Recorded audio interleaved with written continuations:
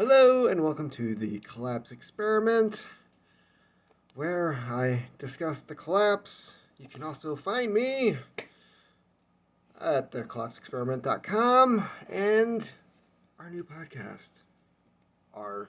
It's just me. I don't know why I said R. It's probably all the other voices in my head. Whatever. So we're celebrating the 1 year anniversary of All Hell Breaking Loose, which yeah, I don't think anybody's ever going to forget that. Just like if you were adult-ish around 9/11, then you probably have a very good memory as to, how that went down. So last year was just I don't know, one day after day boring uh, slow 9/11 of just crap. So a year ago, people started locking things down. Trump was still president. Dr. Fauci was saying there's no reason to be wearing a mask. Nobody should be walking around wearing masks, even though Asian people have been doing it for several decades now when they have a sneeze or a cough because it's the polite thing to do. Yeah, a lot has changed since then. 500,000 Americans are dead. Not the 2.2 million that they thought it was going to be. That's good. But, 500,000, when you hear that sounds like a big number. But then I did the math. And, they're saying that the kill ratio of this thing was going to be between 3-4%. So, 3 to 4 people out of every 100 were going to die from this thing. Still not great numbers. But then I looked at our current count and the last count of our population, and it is, I did the math here, 0.0015%.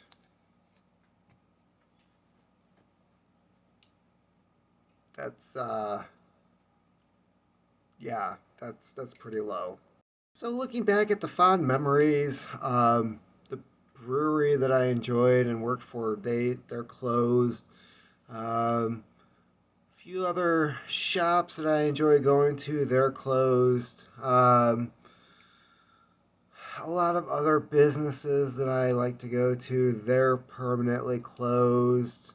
Oh yeah, sold my house, moved to a completely different place, got a new job. Oldest one is now in a daycare / school, so there's that.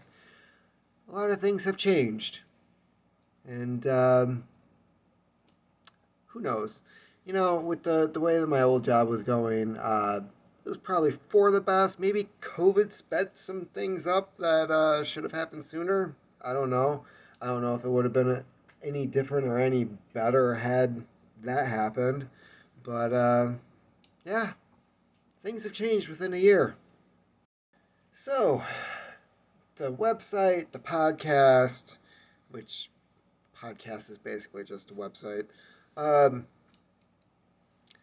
This thing is finally coming to a close, and I will. Oh, somebody took the bookmark out. That's cute. When you have kids, nothing is safe.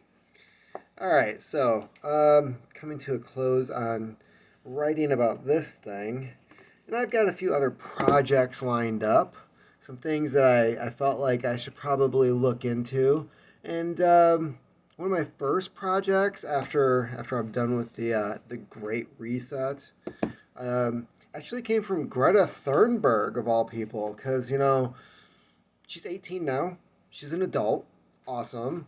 We should probably start taking her seriously when it comes to killing millions upon billions of people as she wants to do, and her other environmental policies. And I found out just yesterday that she has been writing Theodore Kaczynski. A mostly peaceful protester. I mean, after all, it was years in between his surprise packages in the mail. Um, so he was way ahead of the curve when it comes to the BLM riots. He's like he's the one that quickly, you know, really early on figured out that, you know, you can do some extreme stuff. You just have to have these wide gaps of time in between so that people forget about the horrible thing you did before, or at least that's what he thought. So, yeah, his manifesto, I thought that reading this would probably be a good idea considering where um, things are heading with the Great Reset, Agenda 2030, the FDA's new policy on keeping GPS coordinates on all of our food, which makes absolutely no sense whatsoever. Totally not in support of that. So yeah, let's see what Ted has to say. This is a fairly short read, but most people don't know, he kept writing while he was in prison. He doesn't get any profit from these books. All of the sales go to his victims. But there's also the Anti-Tech Revolution, Why and How. I believe this one is the book I think this one was kind of slapped together. And it wasn't even really by him. I feel like it was had to do with like his attorney or something. But anyways, probably take a deep dive into that one. And technological slavery, which I do believe this one was more of like an update as to his original manifesto. And from the reviews that I read on Amazon, basically people were saying he's dead on with stuff. It's just unfortunate as to his past. Like, people would probably be listening to him if he didn't blow a few things up, if you know what I'm saying. This book by William Strauss and Neil Howell, The Fourth Turning. This was mentioned on the Tim Pool podcast, and they talked about this book for like roughly an hour, which is a good portion of his show. And sounded like some fascinating stuff. I believe there's one paragraph in here, and this book was written in 1997. But when it was published, I believe in 99, there's a paragraph in here that had to do with, I believe, Bill Gates,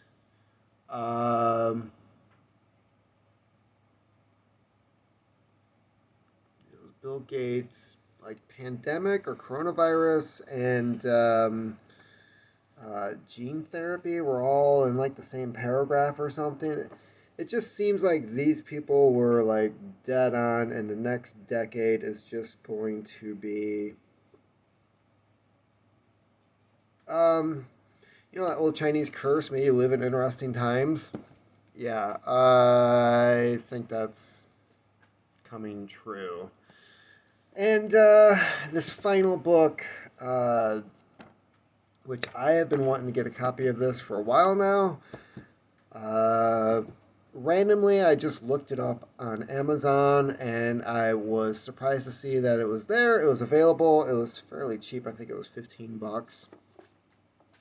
The biggie, the one that started it all, the reason we have Alex Jones, and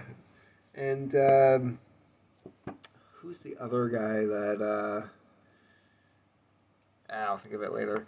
Anyways, there's quite a few people who looked into this, Agenda 21, and the moment that they looked into this and saw what it is that the UN wanted to do, especially the U.S., things like the Great Reset and other programs like Agenda 2030, make a whole hell of a lot of sense and scares the crap out of people. So, yeah, there is that. So years ago, one of the reasons why Glenn Beck ended up leaving Fox News was because of this. He started being labeled as a conspiracy theorist. Fox wasn't really agreeing with what he was talking about, so he started his own news organization and seems to be doing pretty well for himself these days. And I remember checking out a copy of this from the public library like probably a decade ago. I was surprised to see that they even had a copy for one, and I didn't get to really dive into this. This was, it is a fairly heavy read. The format is like, well, I'll put it this way. The way that college students are writing their papers now is complete garbage compared to the organization of this. So this is very organized. It's very well thought out.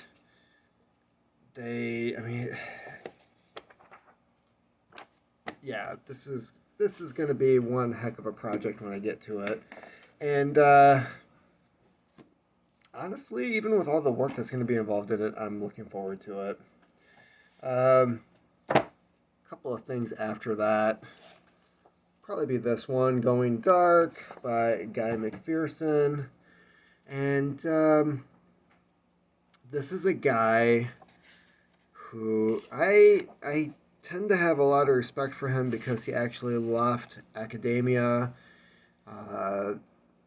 because of what he was learning about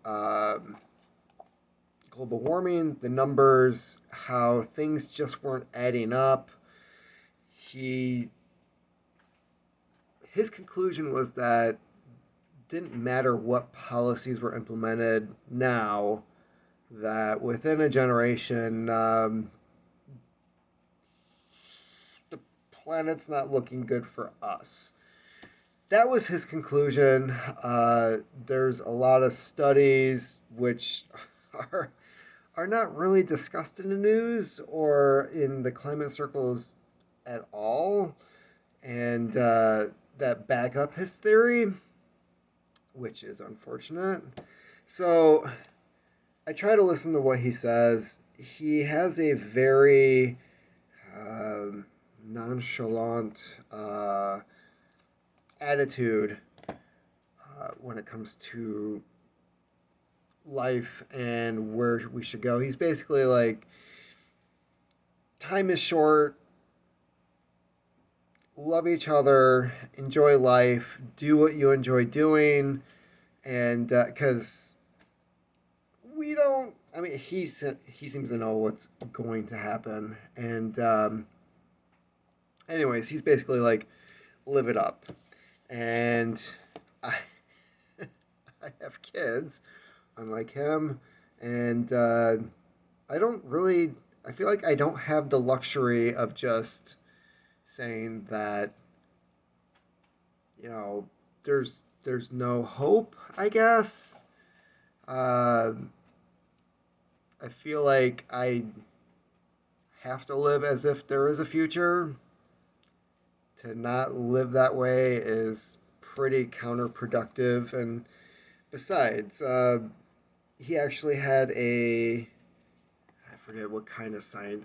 I feel like when you say scientist, it just makes it sound very generic and it's not authentic. But he had a scientist on who was figuring out how to put these mirrors in space that would reflect sunlight back, that would reduce the amount of solar radiation coming in, could possibly help cool the planet, considering the collapse and other shit that's happening at the moment. And he said, this is actually feasible. This is something that could work if we could just get nations and corporations behind it in order to actually implement it. which is a whole other subject in itself.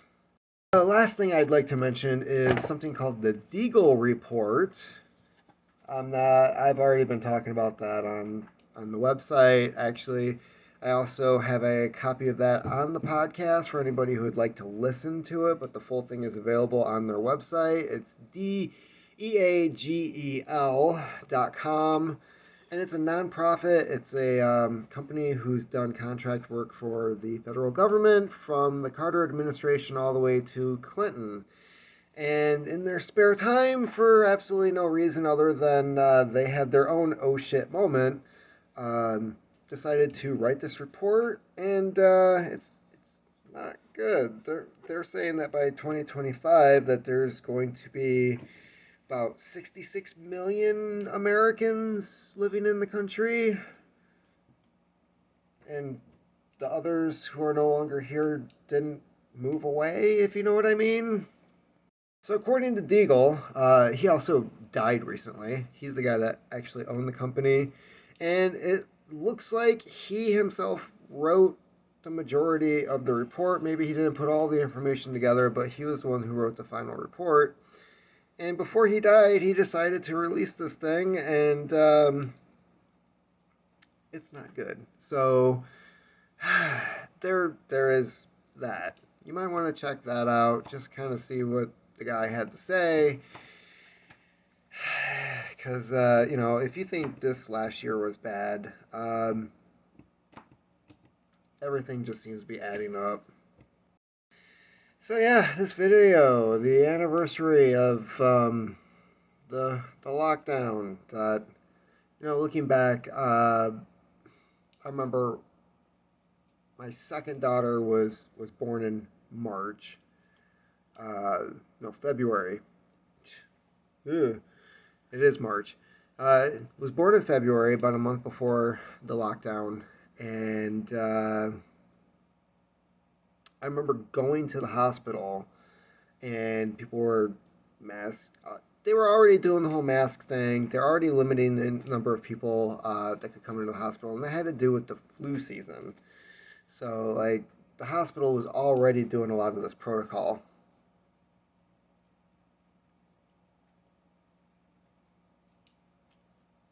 Lockdown hasn't changed at all.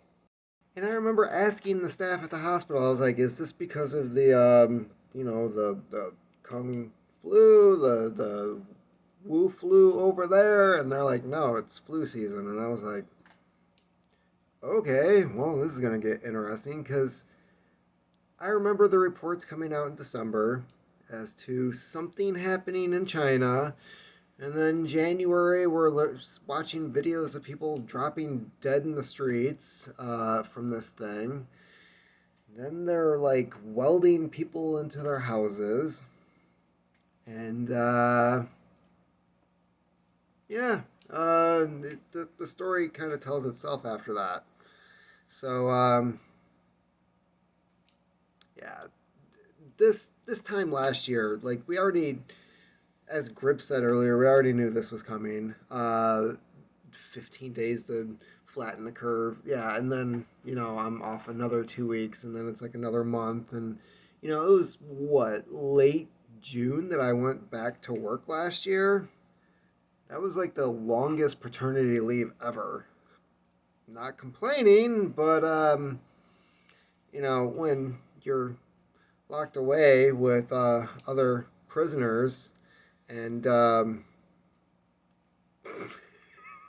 can't really do much of anything, because the parks, the outdoor parks that are out in the open in the sunlight, and the COVID doesn't do well with solar radiation. Yeah, the parks were closed. That was fun. Yeah, that was a fun time. You still went to the park, right? I still went to the park. Yeah. See? Rubble. Always has to be the rubble. So, yeah. Happy anniversary. Future projects coming along the way. And that's about it. Say bye, Zoe. Bye. Keep on typing.